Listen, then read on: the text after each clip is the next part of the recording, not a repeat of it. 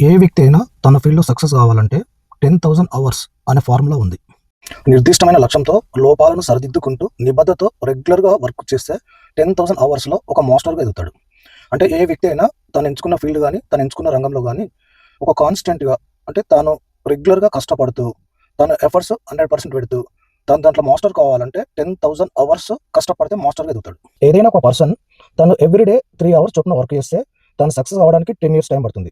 అదే person continue ఎఫర్ట్స్‌తో everyday ప్లానింగ్‌తో ఎవ్రీడే 6 అవర్స్ కంటిన్యూ వర్క్ చేస్తే అదే పర్సన్ 5 ఇయర్స్‌లో ఒక ఉన్నతమైన వ్యక్తిగా తనున్న రంగంలో ఒక మాస్టర్‌గా ఎదుగుతాడు.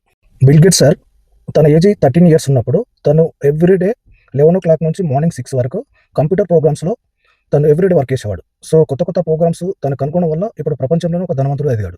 సచిన్ టెండూల్కర్, కోహ్లీ, ఎంఎస్ ధోని వీళ్ళ క్రికెట్ రంగంలో ఎవ్రీడే ప్రాక్టీస్ వాళ్ళు రెగ్యులర్‌గా ప్రాక్టీస్ చేస్తూ వీళ్ళందరూ ఒక 10,000 అవర్స్ ఎబోవ్‌నే ప్రాక్టీస్ చేశారు కాబట్టి వాళ్ళొక క్రికెట్ రంగాన్ని శాసిస్తున్నారు. డాక్టర్స్, యాక్టర్స్ వాళ్ళ రంగాలలో ఒక సంస్థ అధినేత అయినా, ఒక బిల్ గేట్స్ అయినా, ఒక ఎలన్ మస్క్ అయినా వీళ్ళందరూ కంటిన్యూ ఎఫర్ట్స్ వాళ్ళు రెగ్యులర్‌గా కంటిన్యూ ఎఫర్ట్స్‌తో అండ్ వాళ్ళ రంగాల్లో టాప్ లీడర్‌గా ఎదిగారంటే ఈ 10,000 అవర్స్ ఫార్ములా ఏం చెప్తుందంటే ఏ వ్యక్తి అయినా ఒక నిర్దిష్టమైన లక్ష్యాన్ని ఎన్నుకొని తాను కంటిన్యూ ఎఫర్ట్స్‌తో 10,000 అవర్స్ ఎబోవ్ వర్క్ చేస్తే సో వాళ్ళ ఆ రంగంలో టాప్ లీడర్‌గా ఎదుగుతారు.